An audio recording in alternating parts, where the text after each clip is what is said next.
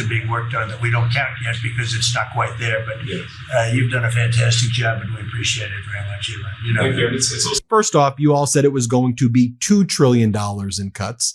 Then you said it was going to be $1 trillion. Now you're saying it's $150 billion. But you know the real facts, Donald, because we come with receipts here on the Midas Touch Network. There's been significantly more federal government spending now under your regime than under President Biden's administration. And in fact, DOGE, if it did anything at all, has led to increasing the deficit significantly, both in the short term and, oh my gosh, the level of tax revenue that's not going to be collected is going to surge the deficit in the future. Here is Elon Musk wearing the two hats, just making a mockery of the White House and the United States of America. Play this clip. Great job, Kelly. Thank you very much. Elon, I love the double hat, by the way. He's the only one that can do that. Get away with it. Well, Mr. President, you know, they say I wear a lot of hats. It's true. Even my hat has a hat. This is more from Donald Trump blaming the bad GDP numbers, bad economic numbers on former President Biden. Let's play it. Get the criminals out of our country, and that's the basis under which we won the election. Core GDP, and this is, you know, you probably saw some numbers today. And I have to start off by saying that's Biden. That's not Trump, because we came in on January, this is quarterly numbers. And we came in and I was very against everything that Biden was doing in terms of the economy, destroying our country. Donald Trump brags here that ships from the ports of China are having to turn around and not deliver products to the United States because our tariffs are so high. Trump thinks this is a good thing. Play this clip. I just saw some reports coming out, and I don't want that to happen to China. I like the president a lot, President Xi. I don't want it to happen. I was actually saddened to hear it, but they are getting absolutely hammered in China. And, you know, they're sending boats, the biggest boats in the world, carrying cargo like nobody's ever seen before. These are the biggest boats in the world, biggest cargo ships in the world.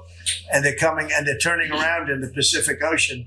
They're doing a big U-turn and going back because they don't want the goods, because 145% tariff. But at a certain point, I hope we're going to make a deal with China. We're talking to China, but their factories are closing all over China because we're not taking their product. We don't want their product unless they're going to be fair with us. And that includes intellectual property and other things. There are a lot of things far beyond just buy, sell. Next up, Marco Rubio says that he and the Trump regime are now actively searching for other concentration camps in addition to El Salvador to send migrants. Play the clip. Move quickly because this has been a team effort. We have gone to countries all over the world and said, hey, you want good relations with the United States? You need to take back your people that are here illegally.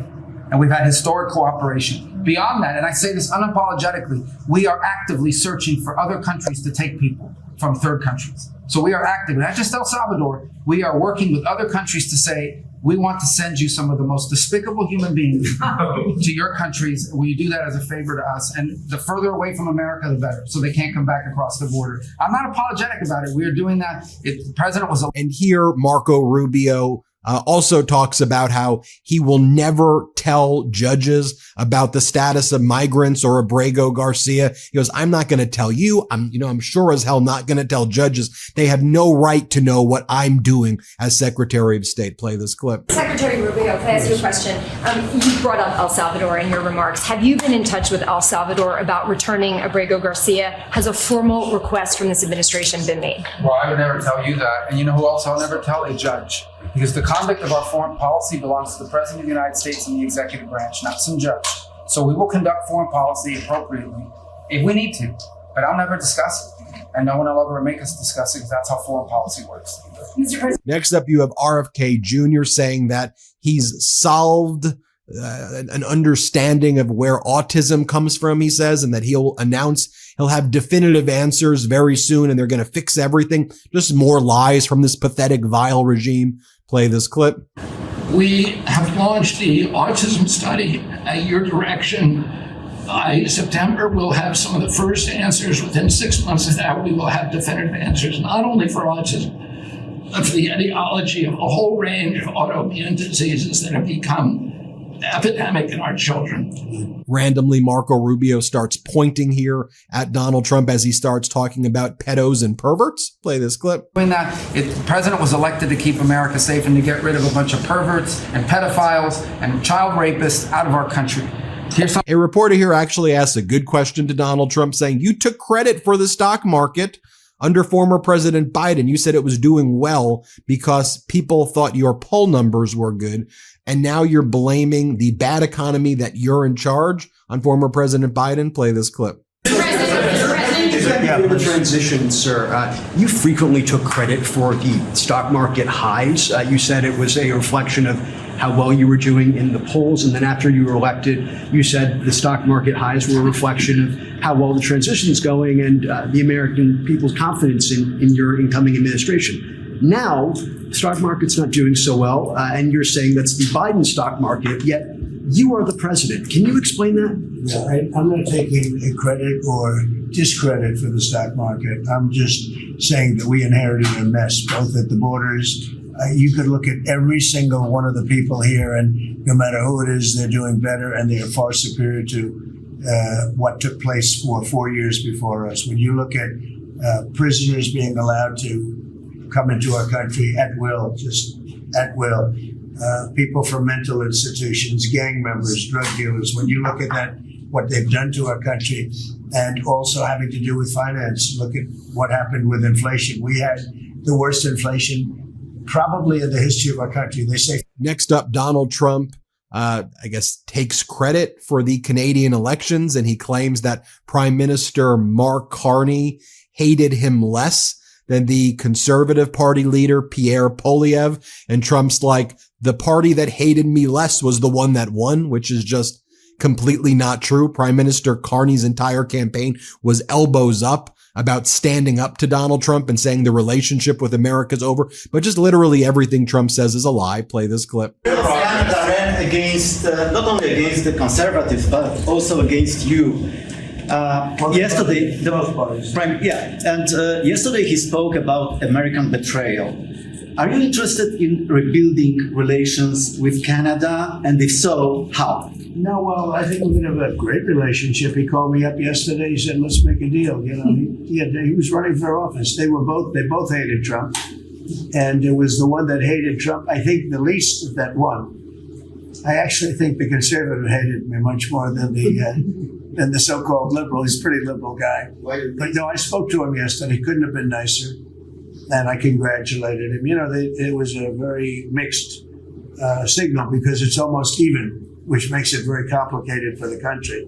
It's a pretty tight race, but he's a very nice gentleman, and he's going to come to the White House very shortly, within the next week or less. Donald Trump blames the horrific plane crash over Washington, D.C., where the airplane crashed into the military helicopter. Essentially, he's blaming it on Biden. He goes, you wouldn't have had that if we had better equipment that we're having now. Play this clip. I appreciate your support on that, Mr. President. Rebuilding that is very important. You wouldn't have had the helicopter crashing into the plane at 400 feet up, when it's supposed to be 200 feet. Right. That would have, bells and whistles would have been gone over, and you would have heard the screaming equipment saying, there's a problem coming up in 15 seconds. You got to do something about it right now. And it would have also sent the word right into the helicopter, because I guess you'll be doing the full report on that. But it was pretty obvious what happened. Right. And there was supposed to be at 200 feet. There were 400 feet, and a terrible thing. And that wouldn't have happened if we had the right equipment. If we had the right equipment, you would have heard bells and whistles going off, and it would have alerted them long before that would have happened. 2 minutes before, they would have had a lot of time. So next up, Donald Trump's Commerce Secretary, Howard Lutnick, brags how over dinner with his rich friends, they talk about buying Trump gold cards to buy citizenship in the United States. Play this clip. Together, we're going to train the workforce to build America. It's unbelievable. We've got so much, as I travel around, the attention on the Trump gold card. I mean, it makes me very popular. Last night, I was out to dinner, and someone came up and said, can I buy 10? And how do I buy 10? And I'm like, that's pretty good. It's $50 million for dinner. So, I was paying for my dinner. The external revenue. So they're literally bragging at this cabinet meeting about selling citizenship